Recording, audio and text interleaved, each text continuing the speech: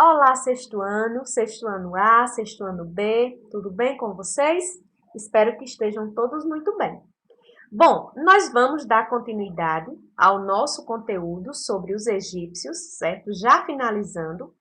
E hoje nós iremos analisar a seção Olho Vivo. Daqui a pouco direi as páginas para vocês acompanharem. Mas antes, deixa a tia Denise relembrar aqui com vocês. Nós vimos que uma das crenças mais importantes, né, dos egípcios antigos era a crença em vida após a morte. Então, eles acreditavam que para que isso realmente ocorresse, era preciso preservar o corpo do morto. E nós vimos na nossa aula anterior que essa preservação era feita a partir do processo de mumificação. E aí nós listamos e estudamos cada etapa do processo de mumificação, que durava cerca de 70 dias. E hoje, na sessão Olho Vivo, nós iremos analisar um momento de um julgamento, onde um morto, né, ele passa por um processo de julgamento para ser decidido se ele terá direito, né, em outra vida ou não. Então, os egípcios acreditavam o seguinte, né? Após a morte na Terra, aquela pessoa passava por um julgamento e iria ser decidido a partir dali se aquela pessoa era digna de ter uma nova vida ou não, que é o que nós analisaremos agora. Então, eu já quero que vocês abram o caderno 2 de vocês, na página 32 e 33, que nós iremos analisar a seção Olho Vivo. Antes, deixa eu te dar uma breve explicação aqui para vocês. Esse artefato que nós vamos estudar, né, a partir de agora, esse papiro, ele foi encontrado no Livro dos Mortos, e que, na verdade, não era exatamente um livro, né? Era um conjunto de orações, magias e ensinamentos que procuravam garantir a ressurreição do morto e ajudá-lo em sua viagem para o além. E trechos desses ensinamentos eram pintados nas paredes dos túmulos, certo? Principalmente nas paredes dos túmulos das pessoas mais importantes, como, por exemplo, né, dos faraós. Além disso, também, né, esse livro dos mortos, além de ser ilustrado em paredes de túmulos, eram também copiados em rolos de papiros, né, claro, pelos escribas, e podiam ser usados por membros da família real, como escribas, sacerdotes e militares. E aí, na hora do funeral, escrevia-se o nome do morto no papiro, que era enterrado juntamente com o corpo daquela pessoa, né? Um dos trechos mais importantes do livro dos mortos é o capítulo 125, que fala sobre o julgamento do falecido pelo deus Osíris, tá certo? Que nós até já falamos sobre esse deus, né? Que era o deus quem fazia parte, quem julgava aquele morto. Os egípcios acreditavam que diante do deus Osíris, né, de nada valia a posição social da pessoa. O que realmente ia valer, né, para ganhar ou não uma vida no além, eram as boas ações que a pessoa teria praticado em sua vida na Terra.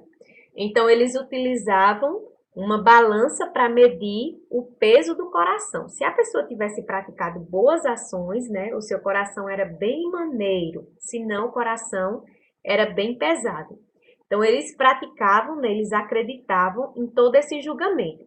E esse papiro que nós vamos analisar, ele foi produzido em 1285 a.C., foi encontrado na tumba do escriba real Unifer, né?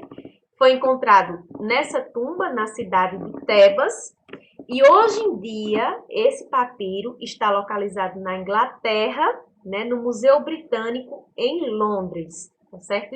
É um dos artefatos que comprovam essa crença desse julgamento.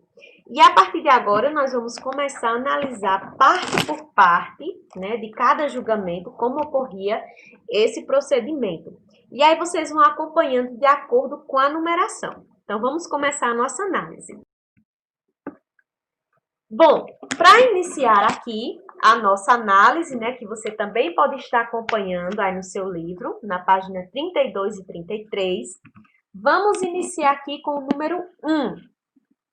Vestido de branco, Unifé, que no caso era o morto, ajoelha-se diante da corte dos deuses em sinal de adoração. Então, aí o primeiro passo era essa adoração aos deuses. Então, Unifé, né, que no caso era aí a pessoa que ia ser julgada, dá-se logo uma adoração, né, ele presta uma adoração aos deuses. O número 2, que nós temos mais abaixo, Unifé é introduzido na sala do julgamento, ou seja, ele é levado para a sala do julgamento.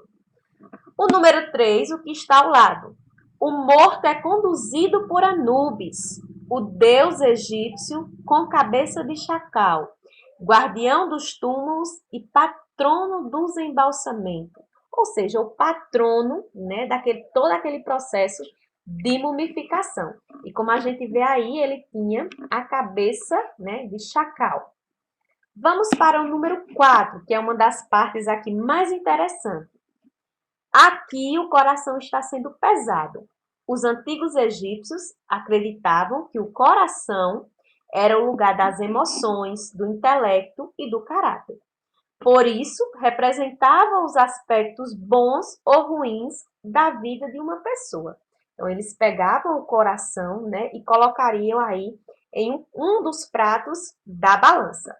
Que em seguida aqui, né, que tem relação, o número 5. Do outro lado da balança está Mate, Deus da verdade, do equilíbrio, da ordem, da lei, da moral e da justiça. Aqui ela aparece em forma de pena, né? Aí no livro de vocês está ampliado, vocês podem observar melhor. Então, de um lado da balança nós temos o coração, do outro lado nós temos aqui Mat, né? Que era representado pela pluma. Nesse tempo aqui, pessoal, a pluma era o sinal de equilíbrio, né? E da norma. Então, para que o morto passasse pelo julgamento, era necessário que o seu coração pesasse menos que a pluma. Vamos seguir. Número 6. Anubis ajusta o peso da balança, né, que é esse anterior que nós analisamos no 3. Anubis com cabeça, né, de chacal. Vamos para o número 7. Amut, também conhecida como Amite, era a devoradora dos mortos. Seu corpo era parte leão e parte hipopótamo, com cabeça de crocodilo. Amut destruía o coração daquele que não era justo. Assim, ela impedia que a alma do morto seguisse para a imortalidade. Então, se o coração tivesse um peso muito grande, um peso maior que a pluma, né? Já estava em prontidão Amut para devorar o coração do morto e assim impedir que ele tivesse outra vida. E se o coração passasse pelo teste da balança, a pessoa teria direito, sim, a uma vida imortal no além. Vamos agora para o número 8. Aqui a deusa Mat aparece em forma humana, representando o fiel da balança. Vamos para o número 9. Fórmulas procuram ajudar Unifé em sua prova. 10. Deus da sabedoria, Thoth, possuía cabeça de ave ibis e era o padroeiro dos escribas. É ele quem registra o resultado do peso do coração, né? Esse Deus aqui, que era o Deus da sabedoria, era o grande representante dos escribas. Era ele quem anotava, né, fazia o registro do peso do coração para ver se realmente aquele morto teria passado pela prova. Número 11. Horus, deus do céu e filho de Osíris, tem o corpo de homem e a cabeça de falcão. É ele quem conduz o morto até Osíris para o julgamento, no caso, para o julgamento final. O número 12. Os filhos de Horus, protetores dos órgãos do morto, estão de pé sobre uma flor de lótus, né? Que é essa sequência de 4 que nós vemos aí. Número 13. Osíris, deus da morte e da vegetação, preside o tribunal sentado em seu trono. Ele espera que Tote anuncie o resultado da prova. Em pé, atrás dele, estão suas irmãs, Isis e Nefis.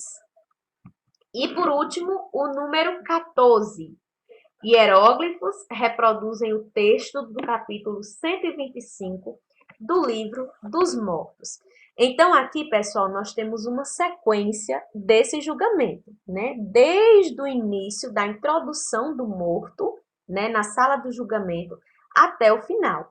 Aqui, como nós temos a sequência, né, após o peso do coração, nós vemos que o morto passou, né, por essa prova.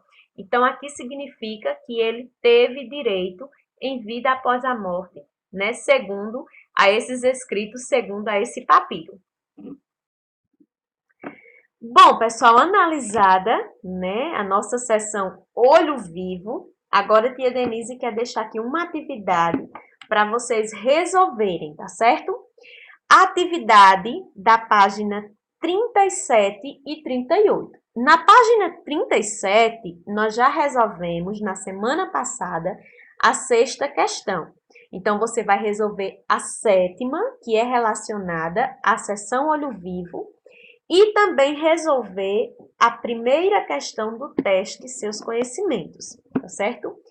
E virando a folha, você vai para a página 38, que irá resolver a segunda questão, continuando o teste Seus Conhecimentos, tá certo? Lembrando que após você resolver a atividade, você deve fotografar e enviar para poder garantir a sua presença. Então, pessoal, essa foi a nossa aula de história. Espero que todos tenham gostado, tenham entendido todo esse processo de julgamento. Claro que a gente sabe que é uma crença egípcia, né? Mas que hoje faz parte da civilização egípcia. E ainda hoje, claro, é estudado, é investigado. Bons estudos a todos, boa atividade. Tchau, tchau e até a nossa próxima aula.